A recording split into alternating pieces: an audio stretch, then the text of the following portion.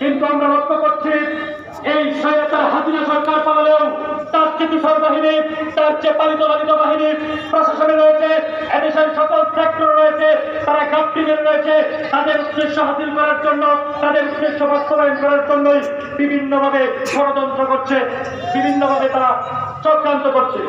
আমরা স্পষ্টভাবে বলে দিতে চাই, এই হাসিনা সরকার যেভাবে বিতাড়িত হয়েছে, আপনারা যদি আপনাদের এখনো যদি বোধোদয় না হয়, আপনারা এখনো যদি সঠিকভাবে ফিরে না আসেন, আমরা বলতে চাই তুরস্কের মতো এদেশের প্রত্যেকটি সেক্টর থেকে একেবারেই চিরুনি অভিযানের মাধ্যমে আপনাদেরকে বিতাড়িত করার মাধ্যমে নতুন প্রশাসন আমরা নিযুক্ত করব।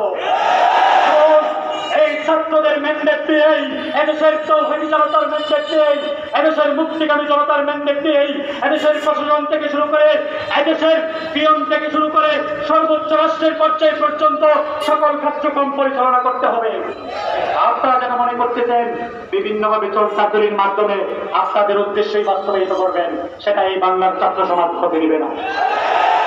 আমরা লক্ষ্য করছি যে ছাত্রলীগ, যুবলীগের ক্যাডার বাহিনী, এসপিডিসি, ওসি সচিবালয়ে বিদ্যমান, তারা বিভিন্নভাবে বিভিন্ন জায়গায় তারা দাঙ্গা হাঙ্গামাগুলি জিয়ে রাখার জন্য বিশৃঙ্খলাগুলিকে জিয়ে রেখে বিভিন্ন ধরনের শৃঙ্খলা বিশৃঙ্খলা করার মাধ্যমে এদেশকে আবারও একটি সংকটের দিকে ফেলে দিতে যাচ্ছে। আমি স্পষ্ট বলতে চাই, কি কথা বলে শেষ করবো, এখানে ইমান, ইসলাম এবং দ্বীনের পক্ষে এই বৈষম্য বিরোধী ছাত্র আন্দোলন কোনো আপোষ করবে না। আলেম ওলামাদের পক্ষেই বৈষম্য বিরোধী ছাত্র আন্দোলন সর্বোচ্চ ভূমিকা পালন করবে ইনশাআল্লাহ। আরেকটি কথা বলে শেষ করবো, বর্তমানে আপনারা লক্ষ্য করেছেন যে ভারত আমাদের প্রতি যে আগ্রাসন চালাচ্ছে, ভারত আমাদের প্রতি যে অনাচার অবিচার অত্যাচার চালাচ্ছে, তার একটি জ্বলন্ত উদাহরণ।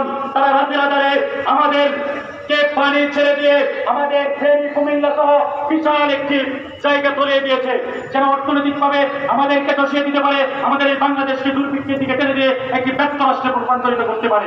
আমি স্পষ্ট বলে দিতে চাই, যেভাবে দেশকে স্বাধীন করেছি, 17 বছরের জগদ্দল স্বৈরাচার হাসিনা সরকারকে হটিয়েছি, ঠিক তেমনি ভাবে আমাদের যে করিডোর রয়েছে নেপাল, শিলিগুড়ি সহ পঞ্চগড়ের দিক দিয়ে যে 22 কিলোমিটারের করিডোর রয়েছে, সেই 22 কিলোমিটারের করিডোরকে অফ করে দিয়ে এদেশের দেশপ্রেমিক সৈনিকদেরকে সাথে নিয়ে বাংলাদেশের সকল আলেম ওলামা এবং ছাত্র সমাজকে সাথে নিয়ে 37 তারিখে পৃথক করার মাধ্যমে বাংলাদেশের মানচিত্রকে নতুনভাবে সাজানো হবে।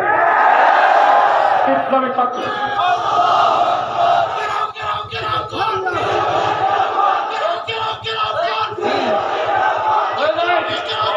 সর্বোপরি ছাত্র জনতা এবং সচেতন দেশপ্রেমিক নাগরিকদের মাধ্যমে পৃথিবীর বুকে বাংলাদেশ একটি শ্রেষ্ঠ রাষ্ট্র হিসেবে গড়ে উঠবে, সেই আশা প্রত্যাশা ব্যক্ত করে আমি আমার কথা শেষ করছি। ধন্যবাদ। শুকরিয়া ভাই একরামকে। এরপর আমাদের সঙ্গে কিছু কথা বলবেন আমাদের ইমাম উলামা পরিষদের সহযোগী সম্পাদক হযরত মাওলানা আব্দুল আল ফারুক।